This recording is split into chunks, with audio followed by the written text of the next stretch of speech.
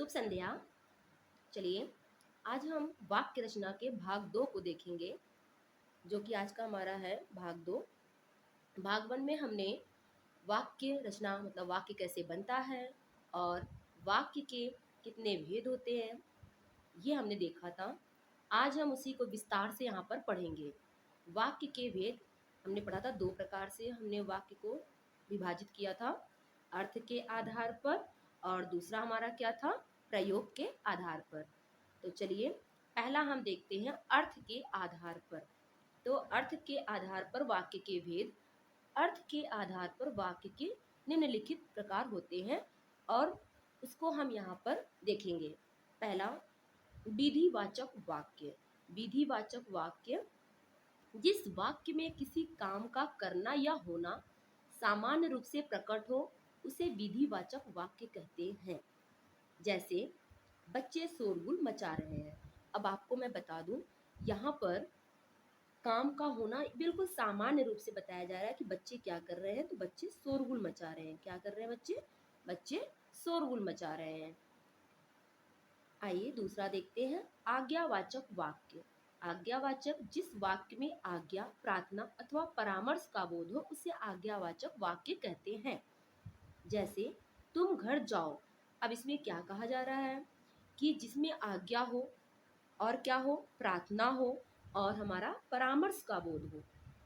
तो जैसे तुम घर जाओ, यहाँ पर क्या किया जा रहा है, आज्ञा दिया जा रहा है कि घर जाओ। आपको यहाँ पे आज्ञा किया जा रहा है कि नहीं, आप घर जाओ। इसी तरीके से आपसे प्रार्थना भी की जा सकती है कि कृपया 1 गिलास पानी ले आइए।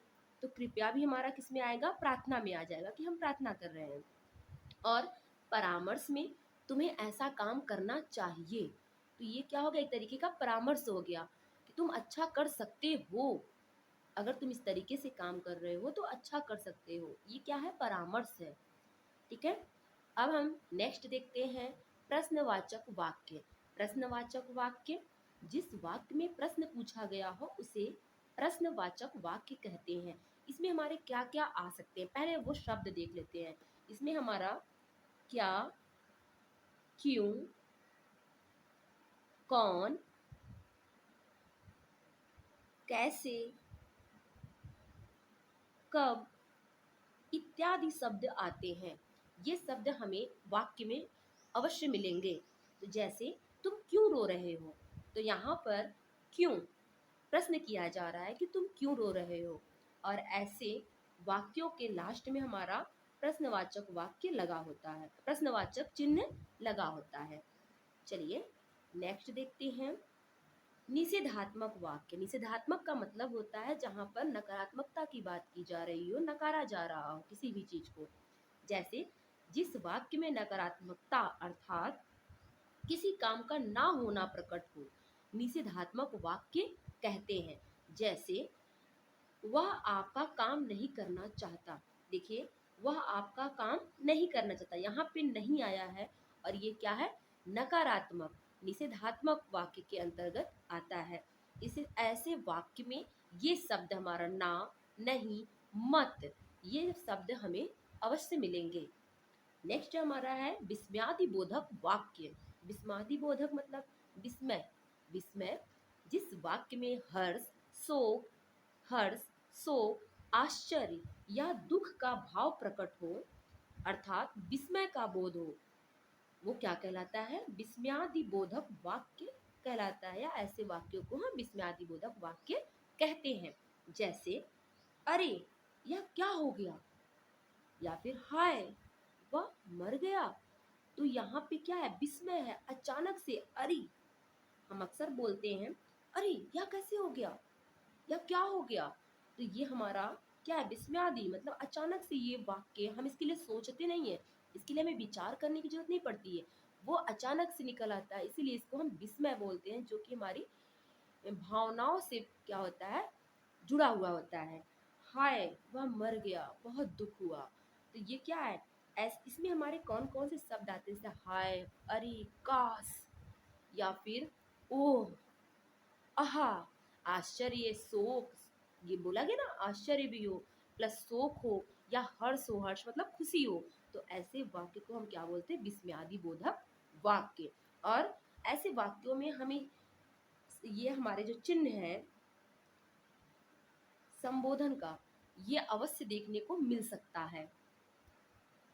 नेक्स्ट आगे चलते हैं। आगे हमारा है संदेहवाचक वाक्य। संदेहवाचक वाक्य, जिस वाक्य में कार्य के होने के विषय में संदेह व्यक्त किया जाता है उसे संदेहवाचक वाक्य कहते हैं।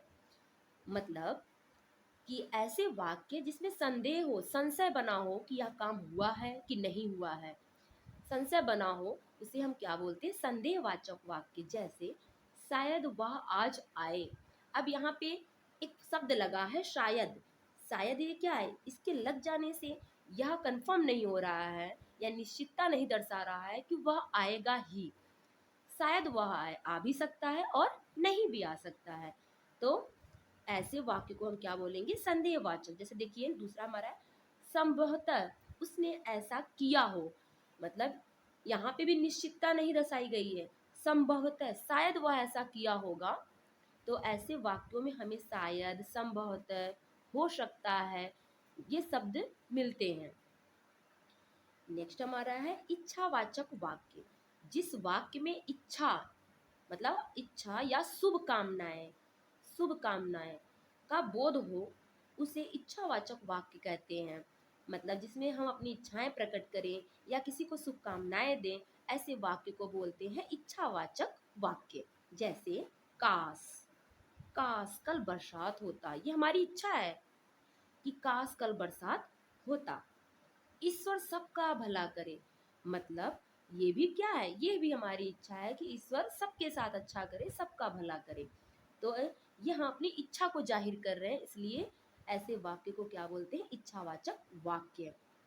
संकेतवाचक वाक्य, जिस वाक्य में किसी कार्य का होना, जिस वाक्य में किसी कार्य का होना किसी दूसरी बात पर निर्भर हो उसे संकेतवाचक वाक्य कहते हैं। मतलब कि काम हो रहा है लेकिन किसी और चीज पर संकेत किया जा रहा है। जैसे एग्जाम्पल से देखते हैं, पिताजी के घर पहुंचने पर मैं खेलने जाऊंगा। मैं खेलने जाऊंगा लेकिन कब, मैं खेलने जाऊंगा किसकी तरफ संकेत कर रहा है, कब खेलने जाऊंगा, जब पिताजी घर पर आएंगे या घर पहुंचेंगे। यदि पिताजी घर नहीं पहुंचेंगे तो शायद मैं खेलने ना जाऊं। तो ये संकेत किया जा रहा है कि पिताजी के घर पहुंचने पर ही मैं खेलने जाऊंगा। तुम मेरी बात मान लेते तो तुम्हें इतना कष्ट ना होता। यहाँ पर जैसे अक्सर बोलते रहते हैं हम लोग कि काश तुमने मेरी बात सुन ली होती, या मैं काश मैं आपकी बात मान लेता। ये भी संकेत है कि काश मैं आपकी बात मान लेता तो शायद मैं इस मुसीबत में ना पड़ता। तो इतना कष्ट, तुम्हें इतना कष्ट ना होता, ये किस पर डिपेंड कर रहा है, ये हमारा तुम मेरी बात मान लेते इस पर निर्भर है। तो इस तरीके से हम कह सकते हैं कि किसी कार्य का होना किसी दूसरी कार्य पर निर्भर होता है। मतलब संकेत, ऐसे वाक्यों को हम क्या कहते हैं, संकेतवाचक वाक्य कहते हैं। नेक्स्ट हमारा है रचना के आधार पर वाक्य के भेद। अभी तक हम जो देख रहे थे वो अर्थ के आधार पर देख रहे थे, अब दूसरा हमारा क्या है, रचना के आधार पर अर्थ के भेद। तो रचना की दृष्टि से वाक्य के 3 भेद होते हैं। ठीक है, तो अब हम इन तीनों को देखेंगे। सबसे नंबर 1 पे हमारा है सरल अथवा साधारण वाक्य। सरल अथवा साधारण वाक्य, जब किसी वाक्य में एक उद्देश्य, मतलब एक ही उद्देश्य कर्ता और एक से अधिक विधेय होता है तो उसे सरल वाक्य या साधारण वाक्य कहते हैं। अब जैसे देखिए इस वाक्य में हमारा क्या है, एक ही कर्ता, उद्देश्य और विधेय। हमने पढ़ा था पिछली अपनी क्लास में कि हमारे वाक्य के 2 अंग होते हैं, एक होता है उद्देश्य जो काम को कर रहा होता है, और एक होता है विधेय जिसके द्वारा काम किया जा रहा होता है, या मतलब उसके द्वारा जो काम किया जा रहा होता है, या कह सकते हो जो क्रिया होती है। ठीक है, तो जैसे शेर, शेर ये हमारा क्या हो गया, उद्देश्य हो गया। शेर हमारा क्या है, शेर हमारा उद्देश्य है। और शेर कहाँ रह रहा है, तो शेर जंगल में रहता है। तो जंगल में रहना ये क्या हो गई, विधेय हो गया। तो एक या एक से अधिक क्या है इसमें, इसमें एक ही विधेय है, एक से अधिक भी हो सकता है। वह स्कूल जाता है, वह हमारा क्या हो गया, उद्देश्य हो गया। और जाता है हमारा क्या है, विधेय है। क्या है, जाता है हमारा विधेय, और यहाँ हमारा रहता है, ये विधेय है।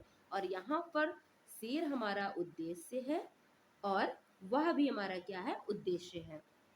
तो साधारण वाक्य क्या है, ऐसे वाक्य जिसमें क्या हो, एक उद्देश्य हो, ठीक है, और एक से अधिक भी विधेय हो सकते हैं। नेक्स्ट हमारा है संयुक्त वाक्य। तो देखते हैं, जिस वाक्य में एक से अधिक उद्देश्य और एक से अधिक विधेय हो, संयुक्त वाक्य कहते हैं। ऐसे वाक्यों को संयुक्त वाक्य कहते हैं। जैसे मतलब अभी हमने ऊपर क्या देखा साधारण वाक्य में, कि एक उद्देश्य था, लेकिन विधेय एक या एक से अधिक हो सकते हैं। लेकिन संयुक्त वाक्य में हमारा विधेय एक से अधिक हो सकता है और उद्देश्य भी एक से अधिक हो सकता है, और ऐसे वाक्यों को हम संयुक्त वाक्य कहते हैं। ऐसे वाक्य जो होते हैं हमारे, वो किससे जुड़े होते हैं, किंतु, परंतु, और, तथा, एवं, इसलिए, आदि, अव्यय, ये सब क्या है, ये सब हमारे क्या है, अव्यय है। तो ये अव्ययों द्वारा जुड़े होते हैं। अव्यय क्या होते हैं, अव्यय वो होते हैं, अव्यय का मतलब जो किसी भी परिस्थितियों में परिवर्तित नहीं होते हैं। ये मैं आपको अव्यय जो पढ़ाऊंगी तो मैं आपको अच्छे से इसको समझाऊंगी, ठीक है। तो ऐसे वाक्यों में ये हमें दिख जाते हैं, या फिर कह सकते हैं कि छिपे भी हो सकता है, मतलब इनका अर्थ छिपा भी हो सकता है, किंतु, परंतु, और, तथा, एवं, इसलिए, आदि। चलिए अपना उदाहरण देखते हैं। वर्षा बीत चुकी है, किंतु अभी तक अच्छी वर्षा नहीं हुई। कहने का मतलब यहाँ पे वर्षा जो है, वर्षा ऋतु की बात हो रही है, कि वर्षा ऋतु बीत चुकी है, किंतु अभी तक अच्छी वर्षा नहीं हुई, मतलब अच्छी बरसात नहीं हुई। अब देखिए यहाँ पर क्या है, एक से अधिक आपके उद्देश्य, वर्षा भी है, अब क्या हो चुकी है, बीत चुकी है, ये हमारा क्या है, ये उद्देश्य, ये हमारा विधेय है। और किंतु अभी तक, किंतु अभी तक अच्छी वर्षा नहीं हुई, अच्छी वर्षा नहीं हुई, ये भी हमारा क्या है, विधेय में आएगा, क्या, अच्छी वर्षा नहीं हुई। तो एक या एक से अधिक हमारे इसमें क्या होते हैं, उद्देश्य भी होते हैं और विधेय भी होते हैं। तो आइए इसके आगे हम देखते हैं। नेक्स्ट है मिश्रित वाक्य।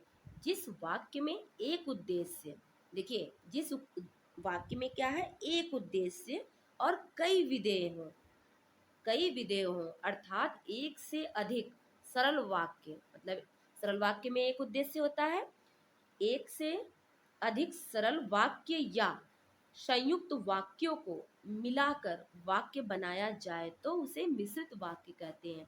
इसमें हमारा एक से अधिक सरल वाक्य भी हो सकता है और एक से अधिक संयुक्त वाक्य भी हो सकता है। इन वाक्यों को जोड़ करके हम क्या बनाते हैं, मिश्रित वाक्य बनाते हैं, ठीक है। जैसे राधा विद्यालय नहीं जा सकी, देखिए ये आपका क्या है, एक वाक्य है कि राधा विद्यालय नहीं जा सकी। अब इसको जोड़ा जा रहा है क्योंकि बारिश हो रही थी।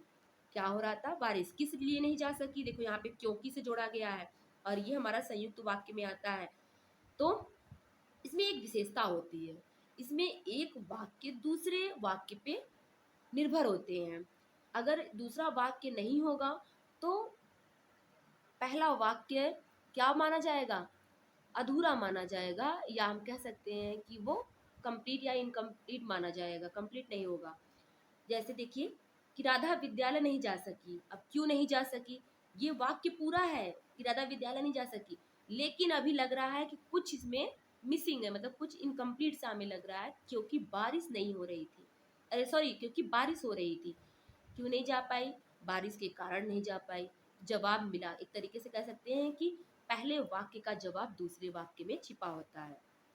नेक्स्ट है मोहन इसलिए दिल्ली गया ताकि वह तैयारी कर सके।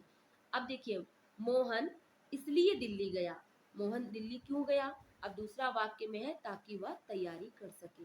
तो ये हमारा क्या है, मिश्रित वाक्य है, जिसमें दो साधारण वाक्य भी हो सकते हैं या संयुक्त वाक्यों को मिला करके हम बनाते हैं क्या, मिश्रित वाक्य। तो मैं आशा करती हूँ कि आपको वाक्य अच्छे से समझ में आ गया होगा, और अगर आपको वाक्य के प्रकार को और वाक्य किसे कहते हैं उसे भी देखना है, तो हमारे इसके पहले मैंने जो वीडियो डाला है वाक्य भाग 1, वाक्य रचना भाग 1, उसे आप जरूर देखिए, जिससे कि आपका कॉन्सेप्ट क्लियर हो सके। तो चलिए आज बस यहीं तक।